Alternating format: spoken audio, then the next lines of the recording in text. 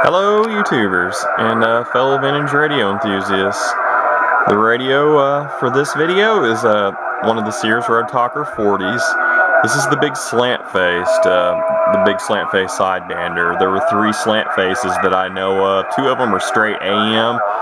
One looks like this. Of course, it's just not a sideband, but it has the flip switches up here.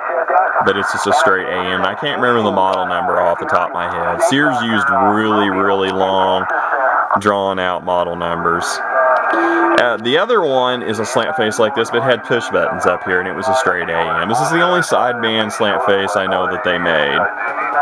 This one's in pretty good shape. I mean, it's definitely seen use. This is not a mint or new radio by any means, but it does function extremely well. Unmodified, other than I just got it back from the CB doctor, and he aligned lower sideband for me. It had been tuned, before I got it. It does about 19 watts on sideband and about 21, 22 on AM on my PAL Star meter. The full model number, and I'm warning you, be prepared because Sears model numbers are extremely long, is 934.382-70700. Apparently the Sears stock number on these radios, it was different. It is 613827. I do have the original box. It's in rough shape, but I have the box. Most of the original accessories. I'm missing the manual. My styrofoam's in bad shape. I got the microphone. The parts bag has never been opened on this radio, which is really surprising because it's been used a fair amount and it's live. Like I said, radio works excellent. It's got one of the older style silver faced meters. Reads SRF, which we're in RF mode right now. It does read SWR as well. I think you can see that across the bottom.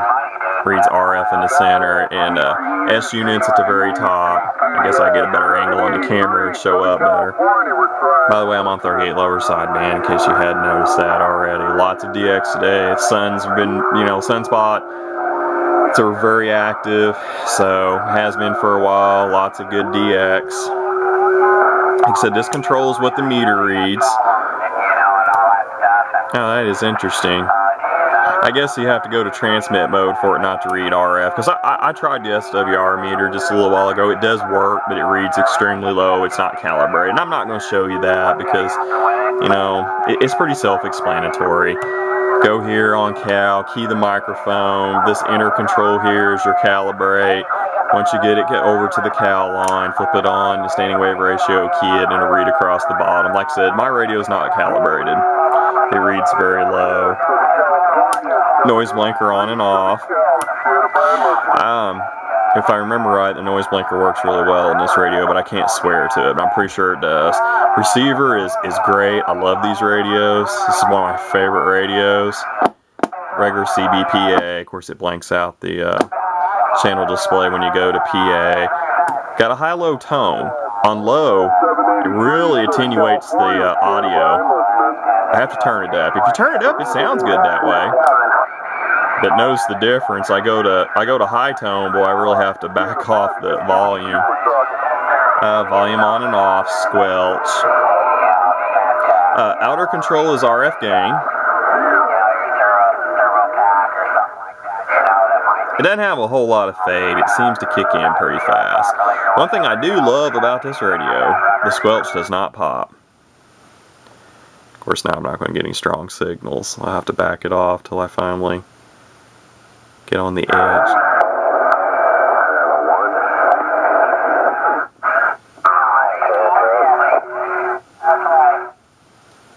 There you go. Pretty much shows no pop. I mean, pop doesn't bother me, but I know a lot of people hate that. And a lot of radios have got that problem, CB radios with the squelch. Fine tune is nothing but your receive clarifier. It's never been modified. It doesn't slide transmit. Mode selector, pretty self-explanatory. It's an AM upper lower sideband radio. Like I said, I had CB doctor align this one for me. It took him a while. He's got some health issues he's dealing with now. But he got it done for me, and he did it right. I mean, it seems to be dead on. channel selector, your display. It's got a pretty decent sized channel display. I'll explain the dim here in a minute. This is something that's a lot different from most radios. It's got a modulation lamp. It's not very bright. Let me get off of 38 lower side. Audio. Kind of flickers more than anything. It's not very bright at all. Audio. And it doesn't show up on the camera well because with all the lights on, it washes it out even more side. And I just disconnected the battery latch on my Turner Super Sidekick. Starting off well on this video, aren't I? Okay. Moving on. As you can see, it goes to red on TX. It's got a standing wave ratio alert, an automatic deal. Okay, now I'm going to try to show you the dim. Go back to 38 lower side so you can listen to that. Okay, I'm going to turn off one of my extra lights to help me shoot video. Okay, if you look at the display, it's pretty dim right now. Oh, now my flashlight's not going to work. Well, I may have to go with the big light. My little flashlight just quit. It ain't gonna work right for me. Hold on for a minute, folks. I don't know what the deal is with my little flashlight. It just takes its spells. It don't wanna. Finally. Okay. I don't know how long this is gonna work. Notice it's dim. Notice it got brighter the minute I turned the flashlight on. It's automatic. When more light it senses, the brighter it gets. I don't know if it's really variable or it just has two settings. It looks like just two settings to me, as best I can tell. Turn on my one extra light here. Kind of helps out with the picture, with the video quality a little bit. Like I said, this radio about 19 watts peak on AM. 19 watts peak sideband and about 21 to 22 peak on AM. That's on my Palstar, WM150 meter. This is an extremely large and heavy radio. This thing weighs a ton. Like I said, it can run AC or DC. I'm using it DC right now. It has two different power cords that come to it. It has its own built-in internal power supply if you want to run it off of AC. And I'm gonna stop this and do a little bit of another video clip and show you the back of the radio, the power cord, the back data tag and whatnot. A lot of people I've noticed are always looking for power cords on these, so I'm going to do a little bit of a shot of the back of it so you can see the cord and the jack on the back and kind of give you an idea of what pins are AC and DC and so forth. Okay, I fibbed a little bit. I'm going to do a little bit of video of the bottom first. This is the bracket. It's had some extra holes drilled in. It's a massive piece of steel, for the bracket. Speaker is on the bottom of this radio. It's a bottom fire. There are legs that come with these, and in that little accessory bag that I showed you that was in the styrofoam, it has taller feet. They're probably about 2-3 times the height of these, so you can put them on the front to prop it up more. Let me see if I can get this turned around with holding the camera. My God, this thing weighs a ton. Okay, well, I need to turn it over so you can actually read the date on the bottom. They don't make radios that even weigh a quarter what this thing does anymore. Okay, this is something I had kind of forgot. This was a reconditioned radio, so something was apparently wrong with it, when it first came off the line. The power cord on these, let's see if my camera's a little slow to focus sometimes. Okay, notice how it's a 6-pin apparatus. This is the female end of it, and this is the DC one. The AC one looks identical. It's just got an AC cord on it.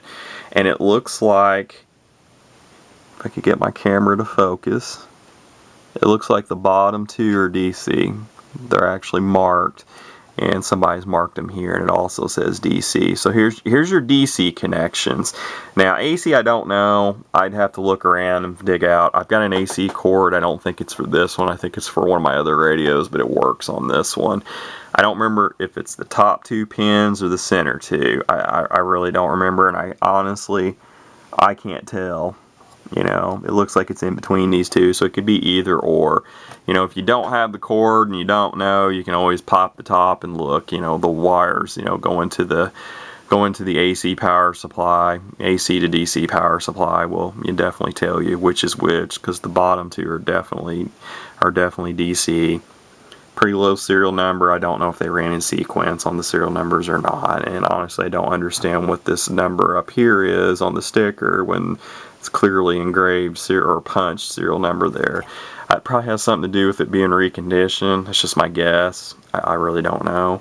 There's the original data tag. I don't know who. I do not know who manufactured these radios. It could have been Cybernet. They were made in Japan, that's for sure. But you know, I've not looked into verifying who it was that actually produced these. If anybody knows, you know, send me an email or post it in the comments. I'd love to know. PA external speaker jacks, and of course your regular antenna SO239 connector. Yeah, that pretty much does it. You know, for the back of the radio. I'm gonna stop this again and turn it around, and I'm gonna end it here pretty soon, because really not much more to get into on this radio. But I'll be back here in a second. Okay, I thought I'd show a little bit of quick AM before I end the video. I'm on the Super Bowl. Don't look like there's really any big stations on there right now. It's about the only guy that's barely getting above noise level.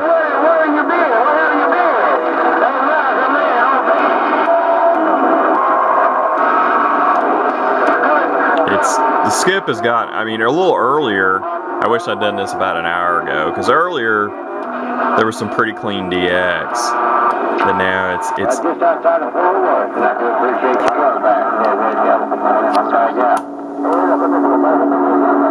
I think for AM I definitely like the high tone better. Sideband, if you put it low tone, turn the volume up, it don't sound too bad, but I think it's doing better with the camera light off. I just having focus and glare problems galore with it on. It looks a lot clearer, at least wise on my LCD display. Has a beautiful sounding receiver. The receive seems to be, you know, excellent, very sensitive, pretty selective. The radio's been gone for a long time, so I used it for a while before I sent it off.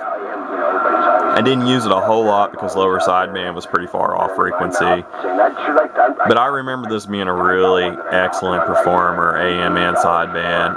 This is one of my favorite radios. I know I've said that about some others, but this is definitely in my favorites category. These are not rare, but they're not the easiest radios in the world to find. They seem to come up on eBay in spurts. You know, you'll see about 3 or 4 of these for a couple months, or, you know, well, 3 to 6 of them in about 6 month period, you know, come up for sale, and you might go 6 months and not see a one. So they're kind of spurty, but they are out there, and they really are good performing radios. But like with any vintage radio, you know, buyer beware. I mean, I was pretty fortunate. The only thing that was wrong with this lower sideband was off frequency. Otherwise, it was, and the on-off volume control was loose. But tightening that up didn't take no time. I sent it off to a professional that happened to line, even though I knew I could probably get it. I could probably get it close enough. It'd be all right. But I had some other stuff to send off, and I figured I'd just send this along too to have it done right. So anyways, there you have it. Sears RoadTalker 40, the 934.38270700. And yes, folks, I have that written down because there's no way in the world I would remember that. I don't like Sears model numbers whatsoever. 73s, everybody. 262. Operator Paul signing off for now. Maybe catch you all on the air.